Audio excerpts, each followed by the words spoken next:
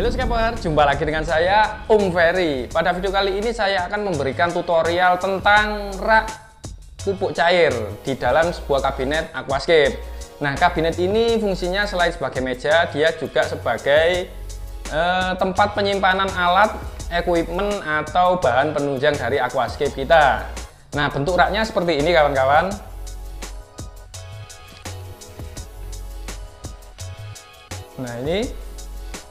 Nah, untuk bahannya ini saya menggunakan triplek ukuran 3 mm. Nah, ini bahannya sangat mudah didapat ya kawan-kawan. Untuk pembuatannya juga sangat mudah. Nanti kawan-kawan bisa lihat untuk step-stepnya di video ini. Nah, alasan saya membuat rak ini adalah agar tampilannya lebih menarik dan lebih rapi tentunya ya kawan-kawan. Ketika kita maintenance, nah ini dilihat itu lebih enak gitu. Daripada pupuknya ini yang berada di samping tank, di atas lamhot, itu kurang rapi, terkesan semrawut gitu kawan-kawan. Nah, kalau seperti ini kan kabinetnya seperti kabinet para master-master aquascape dunia. Nah, lebih rapi tentunya ya kawan-kawan. Oke, langsung saja kita praktekkan video pembuatan rak pupuk cair berbahan triplek. Sebelum kita masuk ke langkah yang pertama, terlebih dahulu kita ukur dulu lebar dari botol pupuk cairnya, yakni dengan cara kita sejajarkan, lalu kita ukur keseluruhan. Nah, di sini ketemu 15 cm, di mana satu botolnya ini lebarnya 5 cm. Nah, triplek yang harus saya siapkan ialah ukuran panjang 16 cm kali 5 cm. Ini saya lebihkan 1 cm agar dia tidak terlalu mepet. Untuk ukuran ini kita butuh 2 bagian. Kemudian ada ukuran 5 cm persegi, ini juga 2 bagian. Nah, yang kecil ini ialah 2 cm kali 16 cm. Nah, masing-masing potongan kita buat 4 pieces, karena ini saya akan membuat 4 rak. Nah, kemudian cat saya menggunakan cat kayu. Kemudian lemnya saya menggunakan lem super glue. Tidak lupa saya juga menggunakan sekrup untuk menempelkan ke pintu kabinet. Kita masuk ke langkah yang pertama, yaitu pengeleman bagian potongan triplek menjadi sebuah rak. Nah, di sini saya menggunakan lem super glue atau lem G atau lem Korea. Nah, di sini saya juga menggunakan garisan atau penggaris siku agar dia bentuknya lurus, siku tidak miring. Yang pertama kita lem di bagian ujung-ujungnya. Kalau sudah pas baru kita lem keseluruhan. Nah, sedikit ulasan bagi kawan-kawan yang belum memahami atau belum tahu bahwa super glue ini atau lem G ini biasa digunakan untuk bahan lem repair di perusahaan kayu lapis. Ya, dia sangat kuat sekali, dia memang diciptakan khusus untuk kayu.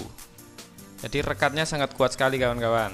Untuk pemotongan tripleknya ini sengaja tidak saya sertakan karena saya yakin kawan-kawan sudah bisa semuanya, yakni menggunakan cutter karena tripleknya tipis jadi mudah menggunakan cutter. Nah, untuk caranya kawan-kawan bisa lihat pemotongannya, ada link di atas, sebelah kanan atas.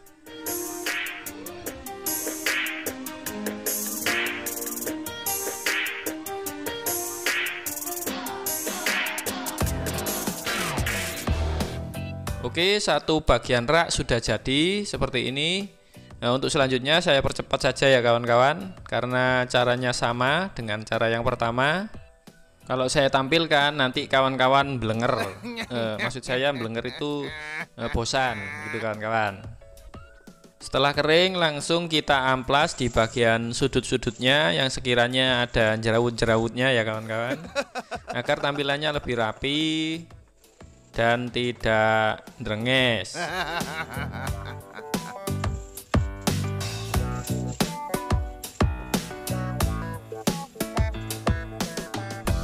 Lanjut ke langkah berikutnya, yaitu pemasangan potongan triplek ukuran 1 x 5 cm sebagai pengunci atau penopang bagian bawah dari rak tersebut, agar tidak mudah ambrol, brodol, dan kowor-kowor.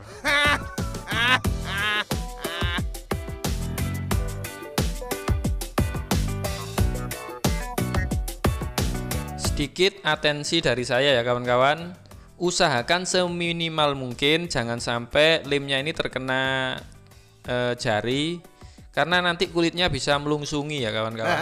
Karena kalau sampai melungsungi itu drijinya tidak cantik kawan-kawan.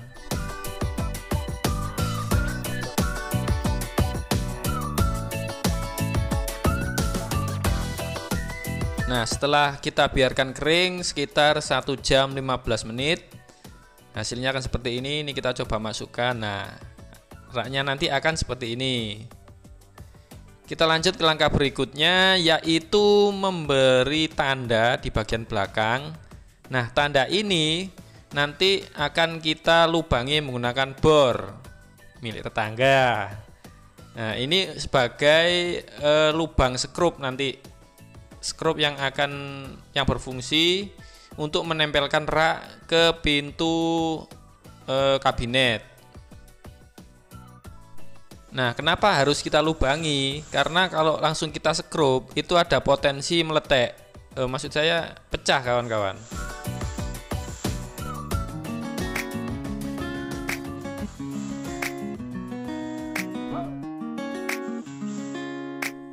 Oke, setelah kita bor, kemudian kita rapikan sisanya dengan menggunakan cutter.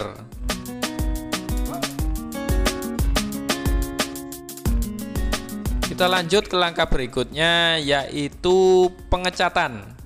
Nah, ini saya menggunakan cat kayu biasa ya kawan-kawan, yang dicampur dengan thinner.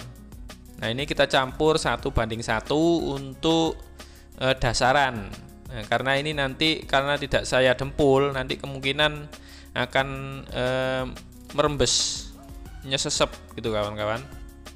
Nah, jadi yang pertama ini kita kasih tipis-tipis dulu. Setelah kering baru kita timpa lagi dengan yang agak tebal, alias komposisi catnya lebih banyak.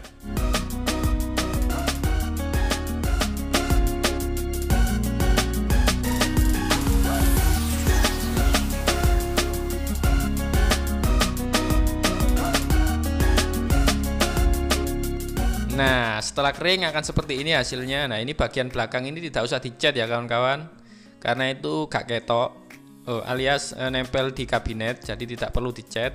Nah, kita lanjut ke langkah berikutnya, yaitu pemasangan skrup. Nah, ini kita pasang dulu agar nanti ketika kita tempelkan untuk aplikasinya lebih mudah.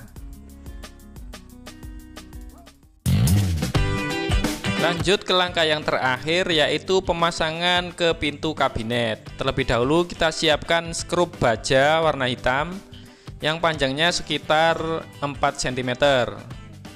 Nah, ini fungsinya nanti untuk penopang atau penahan bagian bawah agar raknya lebih kuat dan tidak mudah ambrol.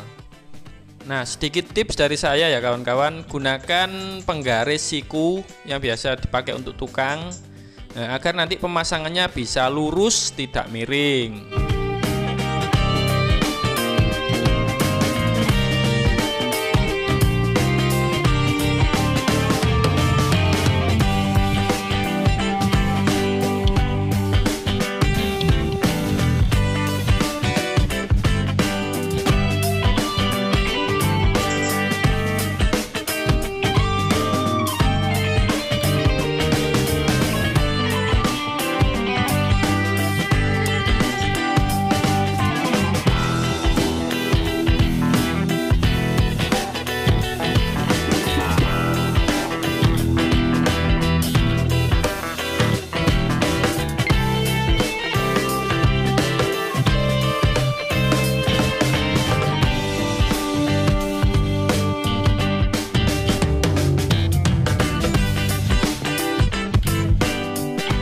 Oke, pemasangannya sudah selesai.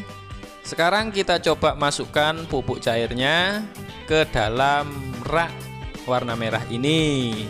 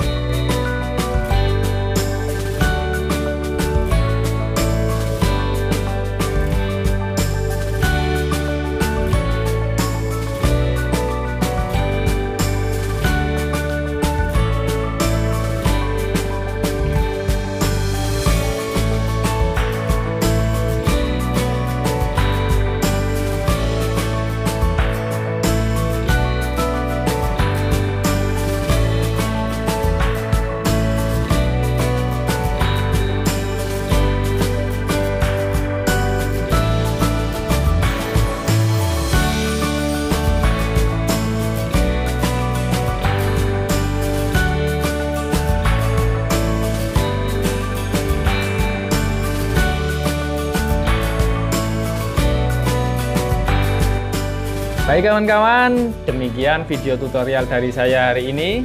Apabila dirasa bermanfaat, maka tekan tombol like, tekan tombol subscribe, dan komen di bawah apabila ada video yang ingin ditanyakan. Ikuti terus update terbaru dari channel ini. Jangan lupa bahagia, tetap semangat, dan terus berkarya. Sampai jumpa.